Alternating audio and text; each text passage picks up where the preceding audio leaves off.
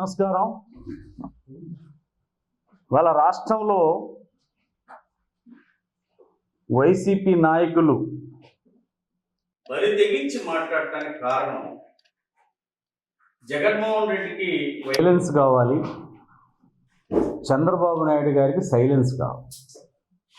ఈ రాష్ట్రం ప్రశాంతంగా ఉంటే పెట్టుబడులు వస్తాయి, తద్వారాగా రాష్ట్రానికి ఆదాయం వస్తుంది, లక్షల మందికి ఇవాళ యువతకి ఉద్యోగ అవకాశాలు వస్తాయనేటువంటి ప్రయత్నంలో చంద్రబాబు నాయుడు గారి మనస్తత్వం సంపదను పెంచాలి, ఆ సంపద ద్వారాగా పేద పొడుగు బలైన వర్గాలకు సంక్షేమం చేయాలి, అభివృద్ధి చేయాలని ఒక లక్ష్యంతో పనిచేస్తా ఉన్నారు.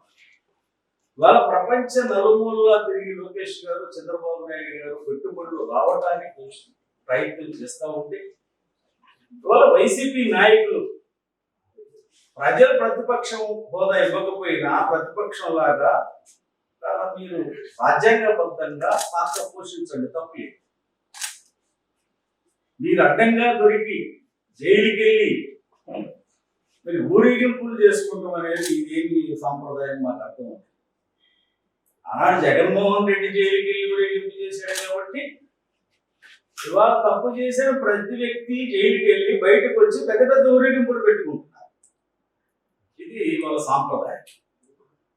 ఇవాళ ఎవడైనా కేకుల్ని గొడ్డలతో కట్ చేస్తారు, ఫ్లెక్స్లు పెట్టి మా అక్క చెప్పింది రప్పరప్పలు ఆడించమందని ఇవాళ మీడియా ముందుకు వచ్చి మాట్లాడతారా? ఈ సాంప్రదాయం తెలుగుదేశం పార్టీకి లేదు. నిన్న అంబటి రాంబాబు మాట్లాడిన మాటలు నేను తప్పు మాట్లాడాను, నేను అలా మాట్లాడి ఉండకూడదు అని ఆయన చెప్తుంటే దానికి జగన్మోహన్ రెడ్డి గారు నీకు అండగా నేనున్నాను, శాంతి భద్రతలు కాపాడటంలో పోలీసులు విఫలమయ్యారని మాట్లాడుతున్నారు. ఈ దాడులు ఖండిస్తాము, మంచిదే. పోలీసులు లేకపోతే రాంబాబు పరిస్థితి ఏమయ్యేదో ఆ వీడియో క్లిప్పింగ్స్ చూస్తే తెలుస్తుంది. వాళ్ళు ఖండిస్తున్నాం, మంచిదే. మేము కూడా ఇటువంటి ఘటనలు దురదృష్టకరం, ఇటువంటి జరగకూడదని మేము కోరుకుంటాం. ఎందుకంటే మా నాయకుడు చంద్రబాబు నాయుడు గారు, లోకేష్ గారు ఆదేశాల మేరకు ఉదయమే టెలికాన్ఫరెన్స్ కూడా వచ్చింది. రాష్ట్ర అధ్యక్షుడు పల్లా శ్రీనివాసరావు గారు ఇటువంటి పునరావృతం కాకూడదని చెప్పడం జరిగింది. ఇది తెలుగుదేశం పార్టీ సిద్ధాంతం. వాళ్ళను ఖండిస్తున్నాం. మరి నువ్వు అధికారంలో ఉన్నప్పుడు మీ మీద ఒక మాట అన్నారని చెప్పి పట్టాభి ఇంటి పైన నిర్దాక్షిణ్యంగా దాడి చేయించావు కదా. పార్టీ ఆఫీసు పైన అల్లరి మోకలను పంపించి పార్టీ ఆఫీసును పగలగొట్టి అందులో ఉన్న ఎంప్లాయీస్ కూడా రాడ్లు పెట్టి కొట్టారు కదా. మరి ఆనాడు తప్పు అనిపించలేదా? ఆ రోజు నువ్వేమన్నావు? నన్ను మాట్లాడితే నా అభిమానులు స్పందిస్తారు అన్నావు. అంటే చంద్రబాబు నాయుడు గారికి, లోకేష్ గారికి అభిమానులు ఉండరా? వాళ్ళు స్పందించరా? అలా నువ్వు ఎలా అనుకుంటావు? కాబట్టి ఇవాళ జగన్మోహన్ రెడ్డి డైవర్షన్ పాలిటిక్స్ అలవాటు పడింది. ఎందుకంటే ఈ రాష్ట్రంలో శాంతి భద్రత విఘాతం కలిగితే పెట్టుబడులు రాకూడదు, యువతకు ఉద్యోగ అవకాశాలు రాకూడదనే లక్ష్యంతో పనిచేస్తా ఉన్నాడు. ఇవాళ ఈ రోజున ఇదే జోగి రమేష్ నోటికి వచ్చినట్టు మాట్లాడుతున్నావు కదా. మీ ఇంటి మీదకి వస్తే మా ఇంట్లో మా అమ్మ ఉన్నాడు, మా నాన్న ఉన్నాడు, మా భార్య పిల్లలు ఉన్నారని చెప్తున్నావు కదా. మరి పట్టాభి ఇంటి మీదకి వెళ్ళినప్పుడు ఇక్కడ భార్య పిల్లలు లేరా? వాస్తవం చెప్పాలంటే ఎంతో దుర్మార్గమైన చర్య. అంటే ఒకే కూతురు పట్టాభి, వాళ్ళ తల్లి మార్కెట్కి వెళ్ళి వీళ్ళు దాడి చేస్తుంటే పని అమ్మాయి ఆ బిడ్డను బాత్రూంలో పెట్టి తలుపు వేసి గంట బాత్రూంలో కూర్చునేటువంటి పరిస్థితికి వచ్చింది. మరి ఆనాడు ఈ సరైన విధానం కాదని జగన్మోహన్ రెడ్డి మాట్లాడాలి. ఇవాళ మీరు 5 ఏళ్లలో విధ్వంస పాలన చేసి, ఒక నిరంకుశ పాలన చేసి, రాష్ట్ర నప్పులు పాలు చేసి, అసలు రాష్ట్రం 20 ఏళ్ళు వెనక్కి తీసుకెళ్ళి ఈరోజు వదిలేసి రాష్ట్రాన్ని చంద్రబాబు నాయుడు గారి గాడిలో పెట్టడానికి ఆయన అనుభవం. వాళ్ళ కేంద్రం సహకారం తీసుకొని అమరావతి నిర్మాణం, పోలవరం నిర్మాణం, ఇవాళ రోడ్ల నిర్మాణం, ఇవన్నీ కూడా చేస్తూ ఆర్థిక పరిస్థితి బాగలేకపోయినా ఇచ్చిన మాట నిలబెట్టుకోవడానికి సంక్షేమ కార్యక్రమాలు చేస్తూ వాళ్ళ ప్రజా రంజిక పాలన చేస్తా ఉన్నారు. వాళ్ళ వైసీపీ నాయకులకి ఏమిటంటే జగన్మోహన్ రెడ్డి దగ్గర మార్పులు కొట్టాలంటే ఇలా మాట్లాడారు. అయ్యా వైసీపీ నాయకులారా, మీకు ఒకటే మనం చేస్తా ఉన్నాను. 151 సీట్లు ఉంటే 11 సీట్లు ఇచ్చారు, అంటే మీకు 11 మార్కులు వేశారు. చంద్రబాబు నాయుడు గారికి 164 మార్కులు వేశారు. కాబట్టి ఇవాళ ప్రజలు మార్కులు వేసే పరిస్థితిలో లేదు.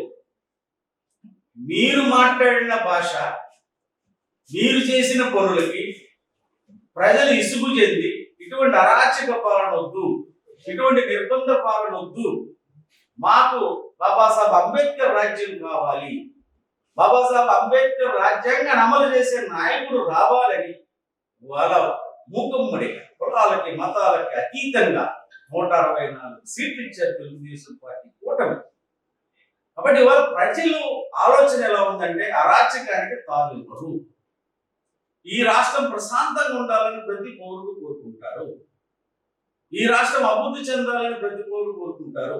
అందరూ బాగుంటే అందరూ మనం ఉంటాం అనేటువంటి ప్రజల ఆకాంక్ష అనుగుణంగా చంద్రబాబు నాయుడు గారు పాలన చేస్తా ఉన్నారు.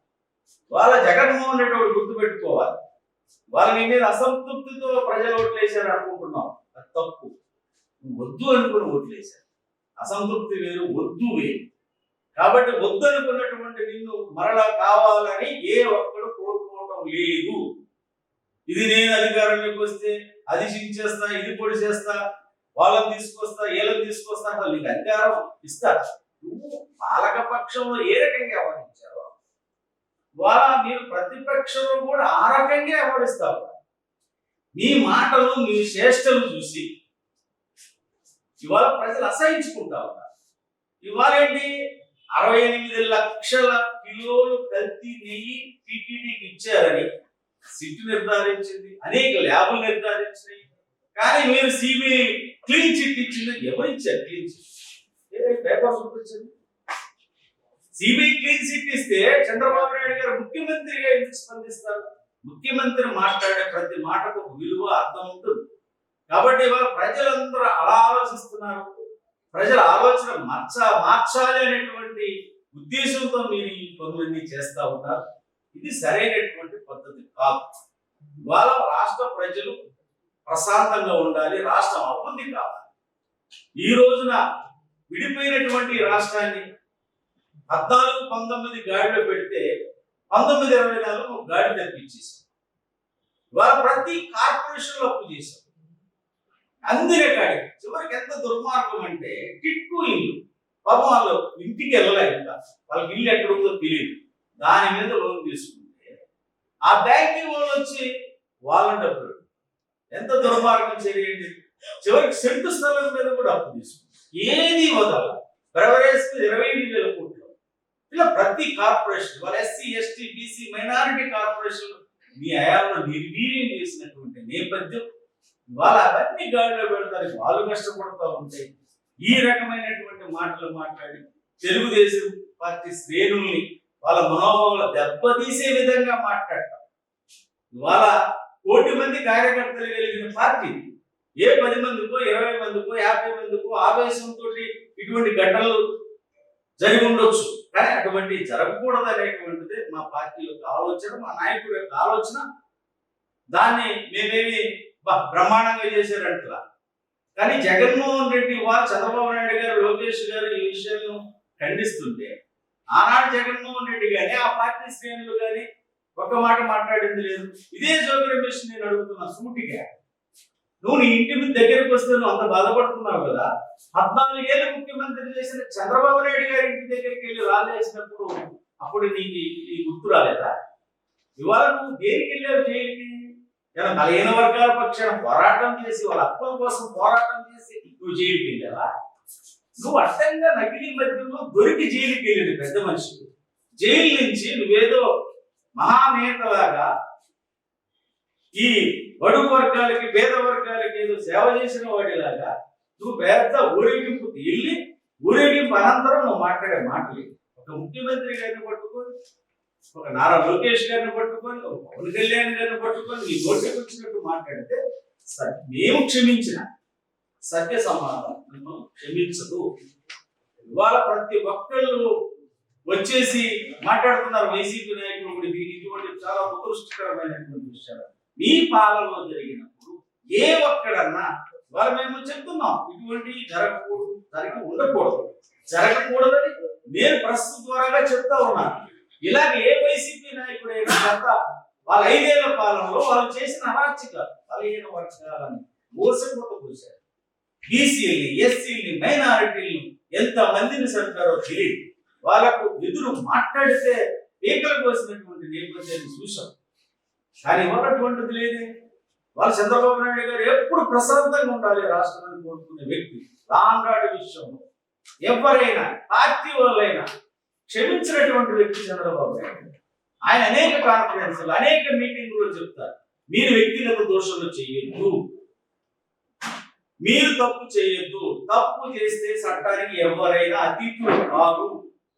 మీరు ప్రజలు అవకాశం ఇచ్చారు, అధికారం ఉంటే ప్రజలకు సేవ చేస్తాం, అధికారం లేకపోతే ప్రజల పక్షాన పోరాటం చేస్తాం. ఇవాళ ప్రజలకు మేలు చేస్తున్నాం. మేము అధికారం ఉన్నా లేకపోయినా తెలుగుదేశం పార్టీ నాయకులు కార్యకర్తలు ఒక క్రమశిక్షణతో మా సిద్ధాంత పరంగా మేము ముందుకు వెళ్తాం తప్ప వాళ్ళ జగన్మోహన్ రెడ్డి సిద్ధాంత ప్రకారం ఆయనకి తిడితే నచ్చుద్ది, ఆయన పగలగొడితే నచ్చుద్ది, ఆయనకు ఏ తప్పు చేసినా ఆయన మాట్లాడే మాటలు ఆయనకు నచ్చాలని మాట్లాడుతున్నారు, ఆయన కళ్ళలో ఆనందం చూడాలని మాట్లాడుతూ ఉన్నారు. కానీ ప్రజలు చాలా చైతన్యం, ప్రజలు ప్రతి విషయాన్ని గమనిస్తున్నారు. వాళ్ళ ఇల్లు గతంలో మాట్లాడినటువంటి వాళ్ళని ఎందుకు వదిలేశారని అడుగుతారు. కానీ చట్టరీత్యా తప్పు చేసిన వాళ్ళ మీదే వాళ్ళు 2 బుక్కలు, అందులో రాజ్యాంగబద్ధంగా పనిచేసిన వాళ్ళ మీద ఏ రకమైన చర్యలు ఉండవు. రాజ్యాంగ వ్యతిరేకంగా ప్రభుత్వంలో అధికారాన్ని అడ్డుపెట్టి తప్పులు చేసిన వాళ్ళపై చర్యలు ఉంటాయి. అది తప్పు చేసిన వాడు శిక్షార్హుడు, వాడు శిక్ష నుంచి తప్పించుకోలేడు. ఎక్కడ ఉన్నా కూడా రేపు ఎవరు అధికారులు ఉంటారా ఎవరు ఉండరా అనేది కాదు ముఖ్యం.